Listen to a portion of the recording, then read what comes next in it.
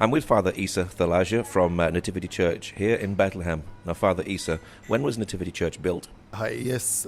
Nativity Church was built on 325, almost 26, after Christ. Constantine and Helene the Great, they built this church, and after Justinian rebuilt it again and adding more stuff to the church and just to look as it is now. And do we know whether this is actually the location where Jesus was born? Yes, because Bethlehem, it was a small city, and it's like town, small town, and it was like few houses were there in Bethlehem. And during the time when Mother of God, Maryam, she came to Bethlehem, and she didn't find a place to stay or to have the birth of Jesus Christ. So then she went to the cave, which is this cave that we are in Nativity Church. And so he was born in this cave, small cave. It was a stable for the kind of animals there. I guess maybe it was a bit of a pilgrimage site even before it became a church. Yes. It's, actually, many pilgrims comes and to bow for this great place because it's very important for the Christians and for all people from the whole world just to have this blessing and to have touched the star where Jesus was born and when the stone exactly is there. And is this the oldest church in the Middle East? Yes, it is the oldest church. It's the oldest church maybe in the whole world because after Jesus was born in Bethlehem, Constantine and Helene, they were looking and trying to find the most important places where Jesus was. And then they found the cross in Jerusalem where Jesus was crucified. But they didn't build the main place there in Jerusalem. Then they come to find or to search for the place where Jesus was born.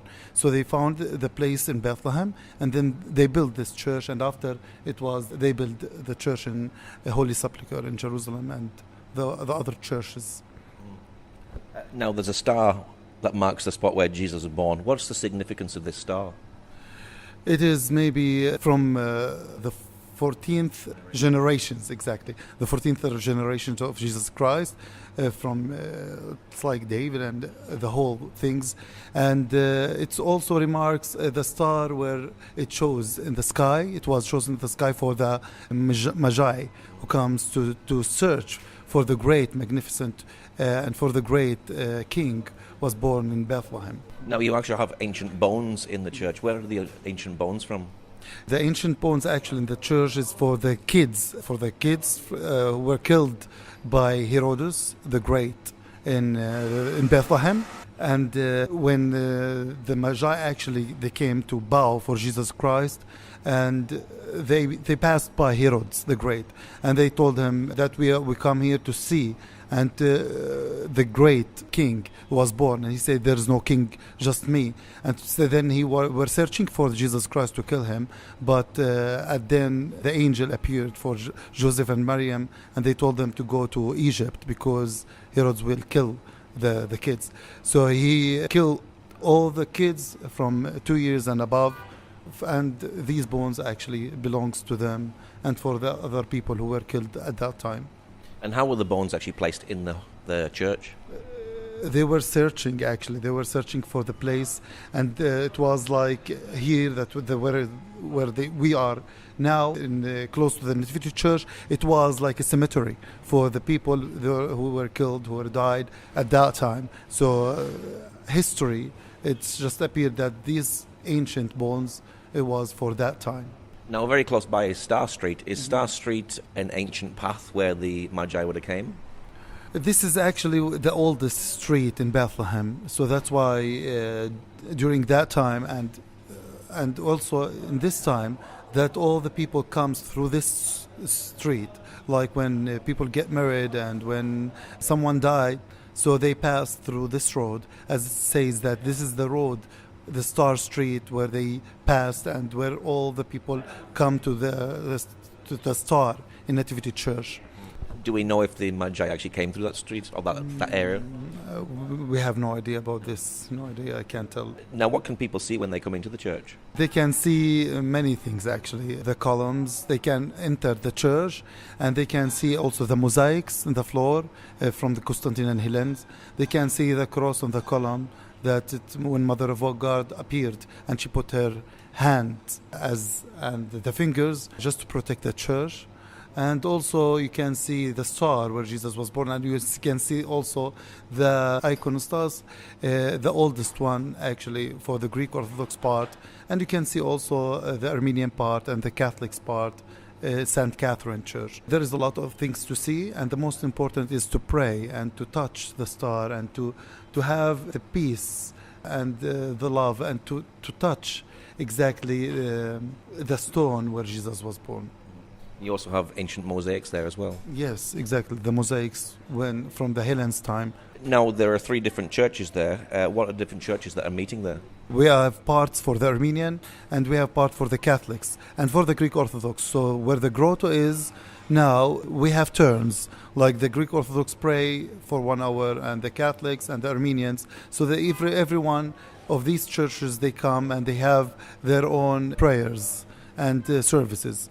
And also you can see by the candles down in the where the star, and when in the cave, you can see it's candles for the Greek and candle for the Catholics and candles also for the Armenians. Now, there's a big renovation project taking place at the church at the moment. What sort of things are they doing there? They're actually renewing. Not renewing, maybe it's just fixing the roof and the whole place just to make it shine more, because it's a very important place and it is really very old. So they, since maybe 500 years, they didn't fix or they didn't do anything inside its church. So it was this time is just to try not like fixing the roof, because when the rain comes, it just try to destroy maybe the walls and the paints inside or on the walls. So that's why they are doing these renovations for making this church looking much more better as it is before.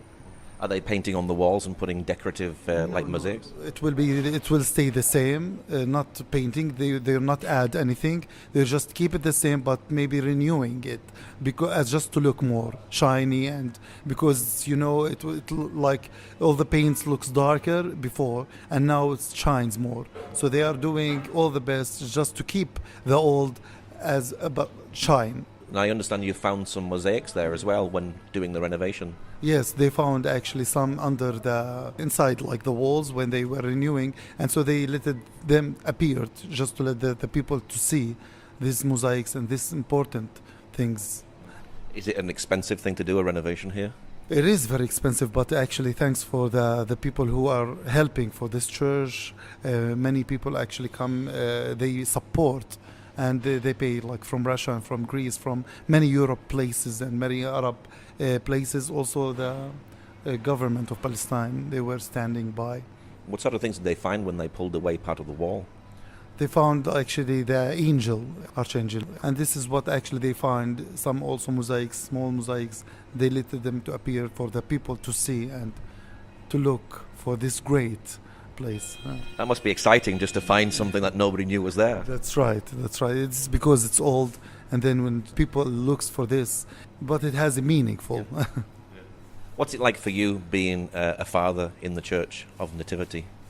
It's actually great blessings, and for me to be inside the church, Nativity Church, it's where the place that I was born in. I was born in Bethlehem, and it means a lot for me, because whatever I ask from God and from Jesus Christ, who was born in this cave of Bethlehem, he just give us. So that's why we have beliefs and we have faith, and it's great to be also a priest for spreading the word of God and for spreading the peace and love that he was born in Bethlehem. Is just to spread this message, the peace of love.